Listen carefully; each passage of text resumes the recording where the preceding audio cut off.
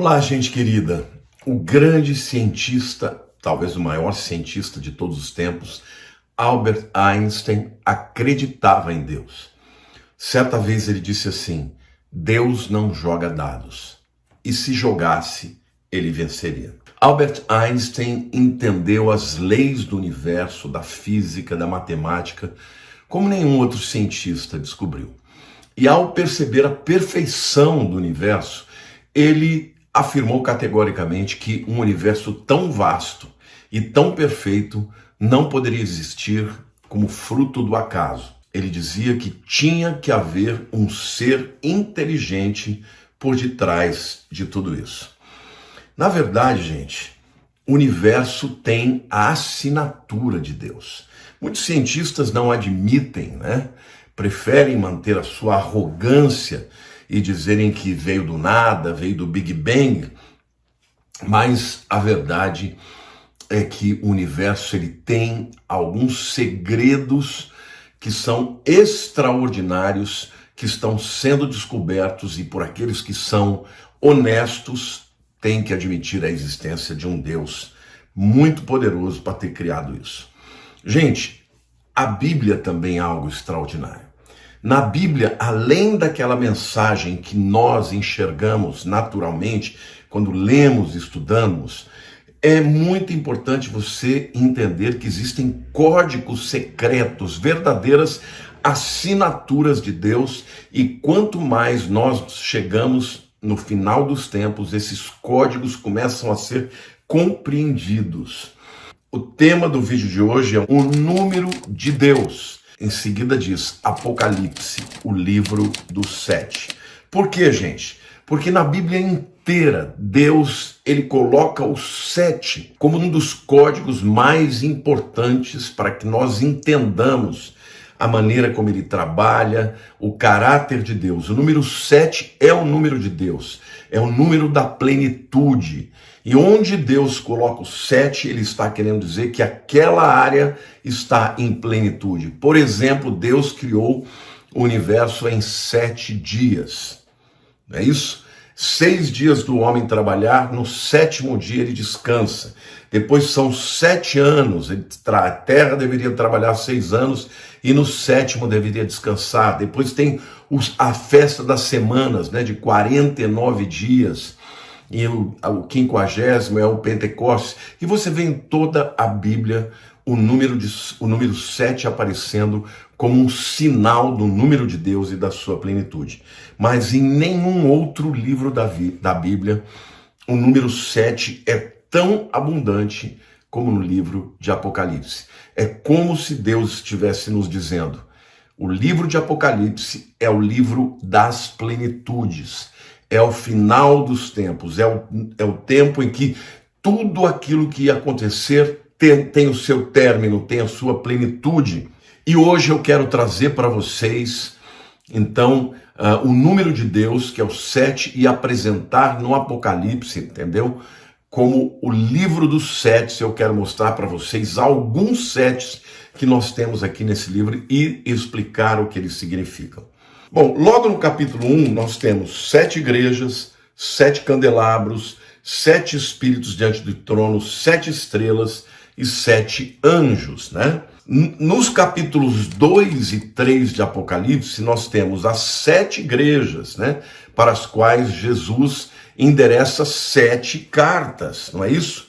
E cada uma dessas cartas que Jesus dirige para as 7 igrejas, Jesus tem uma palavra que é estruturada em 7 partes diferentes. Eu vou mostrar para vocês aqui. Temos 7 elementos em cada uma das igrejas. Então, primeiro, o nome de cada igreja, Para cada igreja tem um nome que é apresentado. Depois, o título que Jesus, dá para si mesmo quando ele se apresenta àquela igreja específica. Em terceiro lugar, um elogio. Em quarto lugar, uma crítica. Em quinto lugar, uma correção e uma exortação para a correção. Em sexto lugar, a afirmação para todas elas, Aquele que tem ouvidos ouça o que o Espírito diz às igrejas. E por último lugar, em sétimo lugar, uma promessa para o vencedor.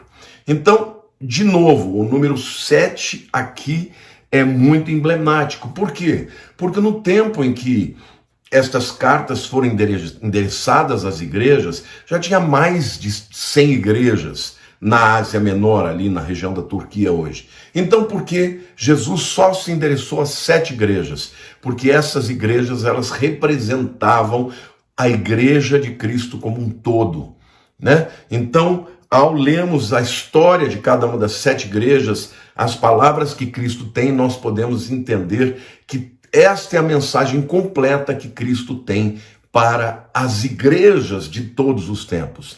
E ainda há aqueles que acreditam que cada uma dessas 7 igrejas representa o período histórico da igreja, sendo Éfeso a primeira igreja, a igreja da época dos apóstolos, né?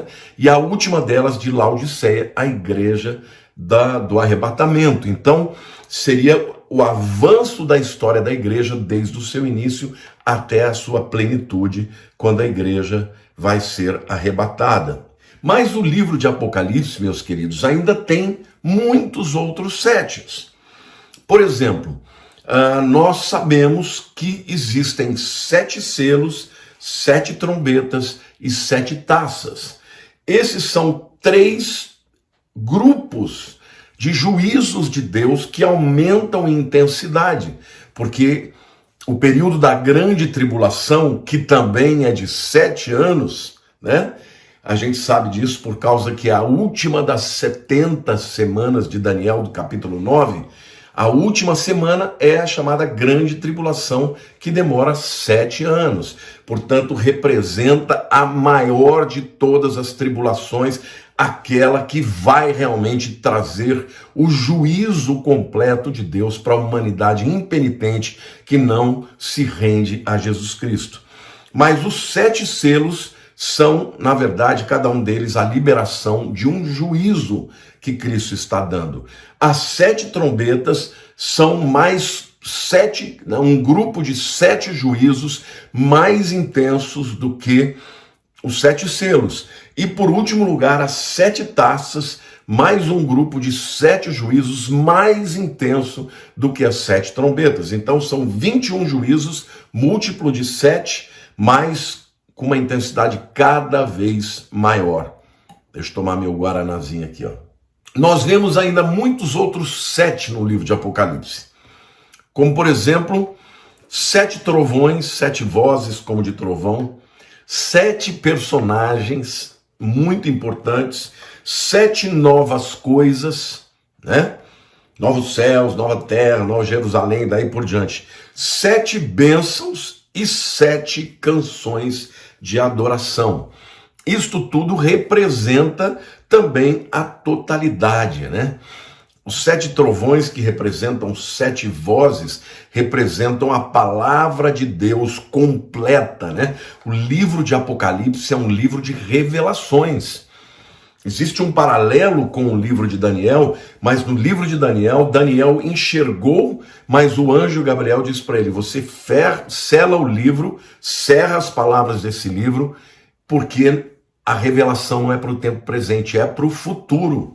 Mas no futuro, o anjo fala para João, né? E Jesus também diz isso para João, que ele deveria escrever as revelações que ele estava chegando, que ele estava recebendo, porque agora o tempo da plenitude havia chegado. Então, as 7 vozes de trovão significam a palavra de Deus trazendo na plenitude. Os 7 personagens são aqueles personagens importantes, como o dragão, a mulher, né? O filho que vai reger com vara de ferro. Um dia eu trago com mais detalhes cada um desses 7 personagens aí, né? 7 bênçãos e 7 canções de adoração. Eu quero terminar esta palavra para vocês dizendo que a Bíblia tem muitos códigos secretos que precisam ser descobertos ou quebrados para que nós entendamos efetivamente as coisas que vão acontecer no fim. Em breve eu vou trazer para vocês aqui um curso desses códigos secretos, tá? E um deles é o número 7, que representa a plenitude de Deus e de tudo que Deus faz. Eu quero terminar este livro dizendo que o número 7 está desde o primeiro livro de Gênesis até no final. Por exemplo, lá no Gênesis capítulo 1, versículo 1 diz: no princípio criou Deus os céus e a terra.